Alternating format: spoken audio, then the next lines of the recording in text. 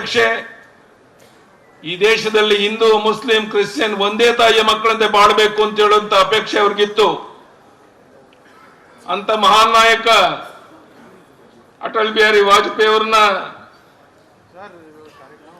ಇವತ್ತು ನೆನಪು ಮಾಡ್ಕೊಳ್ತಾ ಇದ್ದೇವೆ. ಒಂದು ಬಾರಿ ಜವಾಹರ್ಲಾಲ್ ನೆಹರು ಅವರು ಹೇಳಿದ್ರು, ಮುಂದೊಂದು ದಿನ ಅಟಲ್ ಬಿಹಾರಿ ವಾಜಪೇಯಿ ಅವರು ಈ ದೇಶದ ಪ್ರಧಾನಿ ಆಗ್ತಾರೆ ಅನ್ನೋ ಮಾತನ್ನು ಹೇಳಿದ್ರು. ಇವತ್ತು ಇಡೀ ವಿಶ್ವವೇ ಅಚ್ಚರಿಯಿಂದ ನೋಡ್ತಾ ಇದ್ದಂತ ನಮ್ಮ ಪ್ರಧಾನಿ ನರೇಂದ್ರ ಮೋದಿಜಿಯವರು ಯಾವ ಅಟಲ್ ಬಿಹಾರಿ ವಾಜಪೇಯಿ ಅವರು ಹಾಕಿಕೊಟ್ಟ ಮಾರ್ಗದರ್ಶನದಲ್ಲಿ ಈ ದೇಶವನ್ನ ಮುನ್ನಡೆಯತ್ತ ತಗೊಂಡೋಗ್ತಾ ಇರುವಂತಹದ್ದು ನಮ್ಮೆಲ್ರಿಗೂ ತುಂಬಾ ಆನಂದ ತರುವಂತ ಸಂಗತಿ. ಮಾಜಿ ಪ್ರಧಾನಿ ದೇವೇಗೌಡರು ಹೇಳಿದಂತೆ ಇಡೀ ವಿಶ್ವವೇ ಅಚ್ಚರಿಯಿಂದ ಭಾರತದ ಕಡೆ, ಪ್ರಧಾನಿ ನರೇಂದ್ರ ಮೋದಿಜಿಯವರ ಕಡೆ ನೋಡ್ತಿರುವಂತಹ ಸಂದರ್ಭದಲ್ಲಿ ನಾವೆಲ್ಲ ಅವರ ಪಕ್ಷದ ಕಾರ್ಯಕರ್ತರು, ಹಿತೈಷಿಗಳು ಅಂತ ಹೇಳುವಂತಹದ್ದು ಹೆಮ್ಮೆ ತರುವಂತ ಸಂಗತಿ. ಏಕ್ ದೇಶ್ ಮೇ ದೋ ಪ್ರಧಾನ್, ದೋ ವಿಧಾನ್, ದೋ ನಿಶಾನ್, ನಹಿ ಚಿಲೆಂಗೆ ಅಂತ ಗುಡುಗದಂತ ಶ್ಯಾಮಾ ಪ್ರಸಾದ್ ಮುಖರ್ಜಿ ಅವರನ್ನ ನಾವಿಲ್ಲಿ ನೆನಪು ಮಾಡ್ಕೊಳ್ಬೇಕಾದಂತ ಒಂದು ಸಂದರ್ಭ. ವೈಯಕ್ತಿಕವಾಗಿ ಹೇಳಬೇಕು ಅಂತ ಹೇಳಿದ್ರೆ, ಅಟಲ್ಜಿಯವರು ನಮ್ಮೆಲ್ಲರ ಗುರುಗಳು. ವಾಜಪೇಯಿ ಅವರ ಸೈದ್ಧಾಂತಿಕ ನಿಷ್ಠೆ, ಪ್ರಾಮಾಣಿಕತೆ, ಕಾರ್ಯವೈಖರಿಗಳು ಆದರ್ಶಪ್ರಾಯ ಮಾತ್ರವಲ್ಲ, ಅವರ ದೈನಂದಿನ ನಡೆ ನುಡಿ, ಅವರ ಒಡನಾಟ, ಮಾರ್ಗದರ್ಶನಗಳು, ಅವರ ಪ್ರೀತಿ, ಆತ್ಮೀಯತೆ ಕೂಡ ವೈಯಕ್ತಿಕವಾಗಿ ನನ್ನ ಮೇಲೆ, ನಿಮ್ಮೆಲ್ಲರ ಮೇಲೆ ಬೀರಿದೆ. ಅವರೊಂದಿಗೆ ನಮ್ಮ ಒಡನಾಟದ ನೆನಪುಗಳು ನಾವೆಂದಿಗೂ ಮರೆಯಕ್ಕೆ ಸಾಧ್ಯ ಇಲ್ಲ. ಅಂತ ಮಹಾನ್ ನಾಯಕನನ್ನ ನೆನಪು ಮಾಡಿಕೊಳ್ಳುವಂತ ಸಂದರ್ಭದಲ್ಲಿ ನಮ್ಮ ಮಾಜಿ ಪ್ರಧಾನಿ ದೇವೇಗೌಡರು ಏನ್ ನಮ್ಮೆಲ್ಲರಿಗೂ ಮಾರ್ಗದರ್ಶನ ಮಾಡ್ತಾ ಇದ್ದಾರೆ.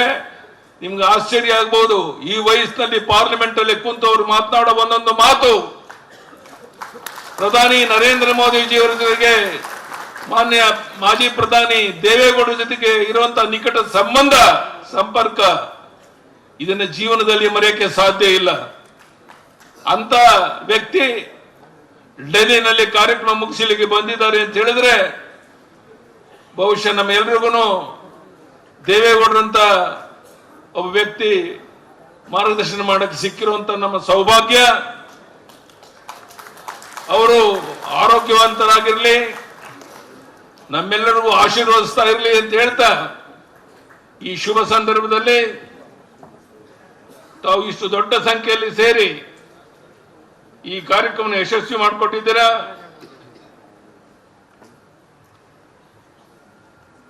ಅಟಲ್ಜಿಯವರ ಪ್ರಾರಂಭ, ಜವಾಹರ್ಲಾಲ್ ನೆಹರು ಅವರ ಯುಗ, ಮಾಹಿತಿ ತಂತ್ರಜ್ಞಾನ, ದೂರ ಸಂಪರ್ಕ ಮತ್ತು ಸಂವಹನ ಜಗತ್ತಿನಲ್ಲಿ ಒಂದು ದೊಡ್ಡ ಜಿಗಿತವನ್ನು ಕಂಡಿತ್ತು.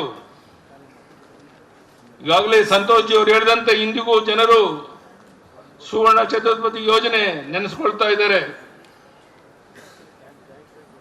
ಮೇ 11, 1998 ಪೋಖ್ರಾನ್ ಪರೀಕ್ಷೆ ನಡೆಸಿತ್ತು. ಅಟಲ್ಜಿಯವರ ರಾಜಕೀಯ ಉದ್ದಕ್ಕೂ ಅವರ ಸಂಸದೀಯ ಪ್ರತಿಭೆ ಕಾಣುತ್ತೆ. ಡಾಕ್ಟರ್ ಶ್ಯಾಮಾ ಪ್ರಸಾದ್ ಮುಖರ್ಜಿಯವರ ವಿಚಾರದಲ್ಲಿ ಪ್ರಭಾವಿತರಾಗಿ 1977ರಲ್ಲಿ ಚುನಾವಣೆ ಸಂದರ್ಭದಲ್ಲಿ ಜನಸಂಘವನ್ನ ಜನತಾ ಪಕ್ಷದೊಂದಿಗೆ ವಿಲೀನಗೊಳಿಸಿ ಅದಕ್ಕೆ ಒಪ್ಪಿಗೆಯನ್ನು ಕೊಟ್ಟರು ಅಟಲ್ ಬಿಹಾರಿ ವಾಜಪೇಯಿ. ಅಂತ ಮಹಾನ್ ವ್ಯಕ್ತಿಯನ್ನ ನೆನಪು ಮಾಡಿಕೊಳ್ಳುವಂತ, ಅವರ ವಿಚಾರವನ್ನ ಸ್ಮರಣೆ ಮಾಡುವಂತ ಒಂದು ಸಂದರ್ಭದಲ್ಲಿ ನಾವು ಸೇರಿದ್ದೇವೆ. ನಾನು ಇಷ್ಟೇ ನಿಮ್ಗೆ ಹೇಳಕ್ಕೆ ಇಚ್ಛೆ ಪಡುವಂತಹದ್ದು, ಮಾನ್ಯ ಮಾಜಿ ಪ್ರಧಾನಿ ದೇವೇಗೌಡರ ಮಾರ್ಗದರ್ಶನ, ಹಾಲಿ ಪ್ರಧಾನಿ ನರೇಂದ್ರ ಮೋದಿಯವರು ಇಡೀ ಜಗತ್ತೇ ಮೆಚ್ಚಿರುವಂತಹ ಮಹಾನ್ ನಾಯಕರ ನೇತೃತ್ವ, ಇಡೀ ವಿಶ್ವವೇ ಅಚ್ಚರಿಯಿಂದ ಭಾರತದ ಕಡೆ ನೋಡ್ತಾ ಇದೆ. ಬರುವಂತ ದಿವಸಗಳಲ್ಲಿ ಇಡೀ ವಿಶ್ವವೇ ಮೆಚ್ಚೋ ರೀತಿಯಲ್ಲಿ ಭಾರತವನ್ನು ಮುನ್ನಡೆಯುತ್ತ ತಗೊಂಡೋಗ್ಬೇಕಾಗಿದೆ. ನಮ್ಮ ಮಾಜಿ ಪ್ರಧಾನಿ ದೇವೇಗೌಡರು ಹೇಳಿದಂತೆ ಈ ರೈತ ನೆಮ್ಮದಿಯಿಂದ ಇರಬೇಕು ಅಂತ ನೀರಾವರಿ ಯೋಜನೆಗೆ ಆದ್ಯತೆ ಸಿಗಬೇಕು. ಆ ಕೆಲಸ ಆಗ್ತಾ ಇದೆ, ಇನ್ನು ಹೆಚ್ಚು ಆದಿ ನಮ್ಮೆಲ್ಲ ರೈತರು ನೆಮ್ಮದಿಯಿಂದ, ಗೌರವದಿಂದ, ಸ್ವಾಭಿಮಾನದಿಂದ ಬಾಳಿ ಬದುಕುವಂತ ಒಳ್ಳೆ ಕಾಲ ಬರಲಿ ಅಂತ ದೇವರಲ್ಲಿ ಪ್ರಾರ್ಥನೆ ಮಾಡಿ, ಇಂಥ ಅಪರೂಪದ ವಿಶೇಷವಾದ ಒಂದು ಕಾರ್ಯಕ್ರಮದಲ್ಲಿ 4 ಮಾತನಾಡಕ್ಕೆ ಅವಕಾಶ ಮಾಡಿಕೊಟ್ಟಂತ ವ್ಯವಸ್ಥಾಪಕರಿಗೆ ವಂದಿಸಿ ಮತ್ತೊಮ್ಮೆ ನಮ್ಮ ಅಶ್ವಥ್ ನಾರಾಯಣ ಅವರು ವಿಶೇಷವಾದ ಪ್ರಯತ್ನ ಮಾಡಿ ಈ ಕಾರ್ಯಕ್ರಮವನ್ನು ಯಶಸ್ವಿ ಮಾಡೋಕ್ಕೆ ಪ್ರಾಮಾಣಿಕ ಪ್ರಯತ್ನ ಮಾಡಿ ಇದನ್ನು ಯಶಸ್ವಿ ಮಾಡಿದ್ದಾರೆ. ಅವರಿಗೆ ಮತ್ತೊಮ್ಮೆ ಅಭಿನಂದನೆಯನ್ನು ಸಲ್ಲಿಸಿ ನನ್ನ ಮಾತನ್ನು ಮುಗಿಸ್ತೇನೆ. ಧನ್ಯವಾದಗಳು. ನಮಸ್ಕಾರ. ಭಾರತ್ ಮಾತಾ ಕಿ, ಅಟಲ್ ಬಿಹಾರಿ ವಾಜಪೇಯಿ ಜಿ ಕಿ, ಪ್ರಧಾನಿ ನರೇಂದ್ರ ಮೋದಿ ಜಿ ಅವರಿಗೆ ಅಪೇಕ್ಷೆ. ಈ ದೇಶದಲ್ಲಿ ಹಿಂದೂ, ಮುಸ್ಲಿಂ, ಕ್ರಿಶ್ಚಿಯನ್ ಒಂದೇ ತಾಯಿಯ ಮಕ್ಕಳಂತೆ ಬಾಳಬೇಕು ಅಂತ ಹೇಳುವಂತ ಅಪೇಕ್ಷೆ ಅವ್ರಿಗಿತ್ತು. ಅಂತ ಮಹಾನ್ ನಾಯಕ ಅಟಲ್ ಬಿಹಾರಿ ವಾಜಪೇಯಿ ಅವರನ್ನ ಇವತ್ತು ನೆನಪು ಮಾಡ್ಕೊಳ್ತಾ ಇದ್ದೇವೆ. ಒಂದು ಬಾರಿ ಜವಾಹರ್ಲಾಲ್ ನೆಹರು ಅವರು ಹೇಳಿದ್ರು, ಮುಂದೊಂದು ದಿನ ಅಟಲ್ ಬಿಹಾರಿ ವಾಜಪೇಯಿ ಅವರು ಈ ದೇಶದ ಪ್ರಧಾನಿ ಆಗ್ತಾರೆ ಅನ್ನೋ ಮಾತನ್ನು ಹೇಳಿದ್ರು. ಇವತ್ತು ಇಡೀ ವಿಶ್ವವೇ ಅಚ್ಚರಿಯಿಂದ ನೋಡ್ತಾ ಇರೋಂತ ನಮ್ಮ ಪ್ರಧಾನಿ ನರೇಂದ್ರ ಮೋದಿಜಿಯವರು ಯಾವ ಅಟಲ್ ಬಿಹಾರಿ ವಾಜಪೇಯಿ ಅವರು ಹಾಕಿಕೊಟ್ಟ ಮಾರ್ಗದರ್ಶನದಲ್ಲಿ ಈ ದೇಶವನ್ನ ಮುನ್ನಡೆಯತ್ತ ತಗೊಂಡು ಹೋಗ್ತಾ ಇರುವಂತಹದ್ದು ನಮ್ಮೆಲ್ರಿಗೂ ತುಂಬಾ ಆನಂದ ತರುವಂತ ಸಂಗತಿ. ಮಾಜಿ ಪ್ರಧಾನಿ ದೇವೇಗೌಡರು ಹೇಳಿದಂತೆ ಇಡೀ ವಿಶ್ವವೇ ಅಚ್ಚರಿಯಿಂದ ಭಾರತದ ಕಡೆ,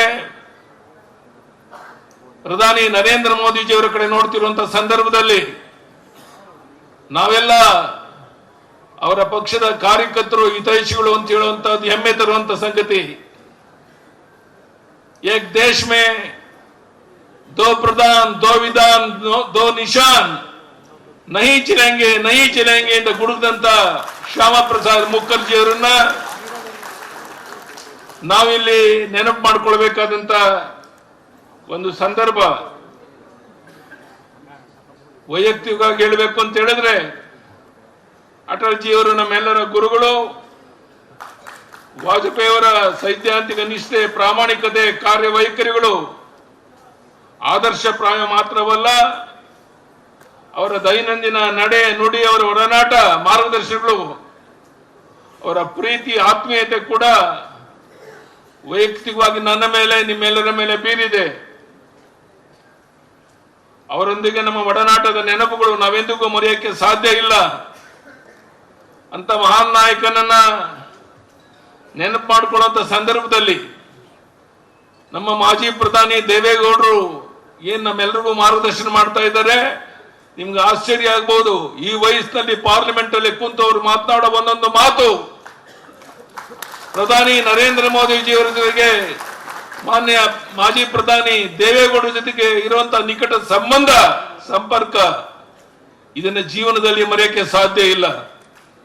ಅಂತ ವ್ಯಕ್ತಿ ಡೆಲ್ಲಿನಲ್ಲಿ ಕಾರ್ಯಕ್ರಮ ಮುಗಿಸಲಿಕ್ಕೆ ಬಂದಿದ್ದಾರೆ ಅಂತ ಹೇಳಿದ್ರೆ ಬಹುಶಃ ನಮ್ಮೆಲ್ರಿಗೂ ದೇವೇಗೌಡರಂತ ಒಬ್ಬ ವ್ಯಕ್ತಿ ಮಾರ್ಗದರ್ಶನ ಮಾಡಕ್ಕೆ ಸಿಕ್ಕಿರುವಂತ ನಮ್ಮ ಸೌಭಾಗ್ಯ.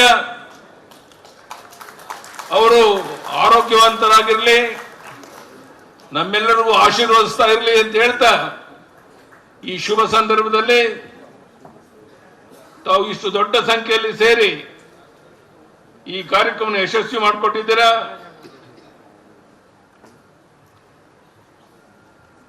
ಅಟಲ್ಜಿಯವರ ಪ್ರಾರಂಭ, ಜವಾಹರ್ಲಾಲ್ ನೆಹರು ಅವರ ಯುಗ, ಮಾಹಿತಿ ತಂತ್ರಜ್ಞಾನ, ದೂರ ಸಂಪರ್ಕ ಮತ್ತು ಸಂವಹನ ಜಗತ್ತಿನಲ್ಲಿ ಒಂದು ದೊಡ್ಡ ಜಿಗಿತವನ್ನು ಕಂಡಿತ್ತು. ಈಗಾಗಲೇ ಸಂತೋಷ್ ಜಿ ಅವರು ಹೇಳಿದಂತೆ ಇಂದಿಗೂ ಜನರು ಸುವರ್ಣ ಚತುರ್ಭುಜ ಯೋಜನೆ ನೆನೆಸ್ಕೊಳ್ತಾ ಇದ್ದಾರೆ. ಮೇ 11, 1998 ಪ್ರೊಕ್ರಾನ್ ಪರೀಕ್ಷೆ ನಡೆಸಿತ್ತು. ಅಟಲ್ಜಿಯವರ ರಾಜಕೀಯ ಉದ್ದಕ್ಕೂ ಅವರ ಸಂಸದೀಯ ಪ್ರತಿಭೆ ಕಾಣುತ್ತೆ. ಡಾಕ್ಟರ್ ಶ್ಯಾಮಾ ಪ್ರಸಾದ್ ಮುಖರ್ಜಿಯವರ ವಿಚಾರದಲ್ಲಿ ಪ್ರಭಾವಿತರಾಗಿ 1977ರಲ್ಲಿ ಚುನಾವಣೆ ಸಂದರ್ಭದಲ್ಲಿ ಜನಸಂಘವನ್ನ ಜನತಾ ಪಕ್ಷದೊಂದಿಗೆ ವಿಲೀನಗೊಳಿಸಿ ಅದಕ್ಕೆ ಒಪ್ಪಿಗೆಯನ್ನು ಕೊಟ್ಟರು ಅಟಲ್ ಬಿಹಾರಿ ವಾಜಪೇಯಿ. ಅಂತ ಮಹಾನ್ ವ್ಯಕ್ತಿಯನ್ನ ನೆನಪು ಮಾಡಿಕೊಳ್ಳುವಂತ ಅವರ ವಿಚಾರವನ್ನ ಸ್ಮರಣೆ ಮಾಡುವಂತ ಒಂದು ಸಂದರ್ಭದಲ್ಲಿ ನಾವು ಸೇರಿದ್ದೇವೆ. ನಾನು ಇಷ್ಟೇ ನಿಮ್ಗೆ ಹೇಳಕ್ಕೆ ಇಚ್ಛೆ ಪಡುವಂತಹದ್ದು, ಮಾನ್ಯ ಮಾಜಿ ಪ್ರಧಾನಿ ದೇವೇಗೌಡರ ಮಾರ್ಗದರ್ಶನ, ಹಾಲಿ ಪ್ರಧಾನಿ ನರೇಂದ್ರ ಮೋದಿಯವರು ಇಡೀ ಜಗತ್ತೇ ಮೆಚ್ಚಿರುವಂತಹ ಮಹಾನ್ ನಾಯಕರ ನೇತೃತ್ವ ಇಡೀ ವಿಶ್ವವೇ ಅಚ್ಚರಿಯಿಂದ ಭಾರತದ ಕಡೆ ನೋಡ್ತಾ ಇದೆ. ಬರುವಂತ ದಿವಸಗಳಲ್ಲಿ ಇಡೀ ವಿಶ್ವವೇ ಮೆಚ್ಚೋ ರೀತಿಯಲ್ಲಿ ಭಾರತವನ್ನು ಮುನ್ನಡೆಯತ್ತ ತಗೊಂಡೋಗ್ಬೇಕಾಗಿದೆ. ನಮ್ಮ ಮಾಜಿ ಪ್ರಧಾನಿ ದೇವೇಗೌಡರು ಹೇಳಿದಂತೆ ಈ ರೈತ ನೆಮ್ಮದಿಯಿಂದ ಇರಬೇಕು ಅಂತ ನೀರಾವರಿ ಯೋಜನೆಗೆ ಆದ್ಯತೆ ಸಿಗಬೇಕು. ಆ ಕೆಲಸ ಆಗ್ತಾ ಇದೆ, ಇನ್ನು ಹೆಚ್ಚು ಆದಿ ನಮ್ಮೆಲ್ಲ ರೈತರು ನೆಮ್ಮದಿಯಿಂದ, ಗೌರವದಿಂದ, ಸ್ವಾಭಿಮಾನದಿಂದ ಬಾಳಿ ಬದುಕುವಂತ ಒಳ್ಳೆ ಕಾಲ ಬರಲಿ ಅಂತ ದೇವರಲ್ಲಿ ಪ್ರಾರ್ಥನೆ ಮಾಡಿ, ಇಂಥ ಅಪರೂಪದ ವಿಶೇಷವಾದ ಒಂದು ಕಾರ್ಯಕ್ರಮದಲ್ಲಿ 4 ಮಾತನಾಡಕ್ಕೆ ಅವಕಾಶ ಮಾಡಿಕೊಟ್ಟಂತ ವ್ಯವಸ್ಥಾಪಕರಿಗೆ ವಂದಿಸಿ ಮತ್ತೊಮ್ಮೆ ನಮ್ಮ ಅಶ್ವಥ್ ನಾರಾಯಣ ಅವರು ವಿಶೇಷವಾದ ಪ್ರಯತ್ನ ಮಾಡಿ ಈ ಕಾರ್ಯಕ್ರಮವನ್ನು ಯಶಸ್ವಿ ಮಾಡೋಕ್ಕೆ ಪ್ರಾಮಾಣಿಕ ಪ್ರಯತ್ನ ಮಾಡಿ ಇದನ್ನು ಯಶಸ್ವಿ ಮಾಡಿದ್ದಾರೆ. ಅವ್ರಿಗೆ ಮತ್ತೊಮ್ಮೆ ಅಭಿನಂದನೆಯನ್ನು ಸಲ್ಲಿಸಿ ನಾನು ಮಾತನ್ನು ಮುಗಿಸ್ತೇನೆ. ಧನ್ಯವಾದಗಳು, ನಮಸ್ಕಾರ. ಭಾರತ್ ಮಾತಾ ಕಿ, ಅಟಲ್ ಬಿಹಾರಿ ವಾಜಪೇಯಿ ಜಿ ಕಿ, ಪ್ರಧಾನಿ ನರೇಂದ್ರ ಮೋದಿ ಜಿ ಅವರಿಗೆ